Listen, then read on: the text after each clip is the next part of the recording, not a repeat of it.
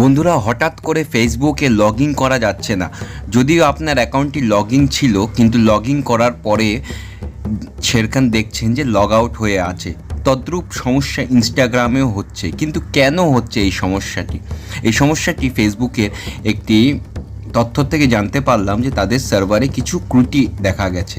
তো তাদের তরফ থেকে জানানো হয়েছে যে অতি শীঘ্রই সেই প্রবলেমটি সলভ করে দেবেন তারা। ততক্ষণে একটু অপেক্ষা করুন। কিন্তু এখন কি করা করণীয় তাহলে জেনে নিই। আপনি কোথা থেকে বলছেন এবং কেমনভাবে সমস্যার সম্মুখীন হয়েছেন সেটি অবশ্যই জানাবেন।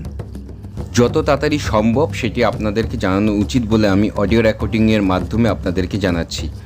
হঠাৎ করে দেখে মনে হলো যে আপনার ফেসবুক অ্যাকাউন্ট হ্যাক হয়ে গেছে, কিন্তু না বন্ধুরা, এটি তাতে লগইন ফেলোয়ারের কারণটি হলো গিয়ে সেখানকার একটি ত্রুটি বা সমস্যা দেখা গেছে। তার জন্য আপনি কি করবেন, বর্তমান সেটিকে তেমনভাবেই ছেড়ে দিন।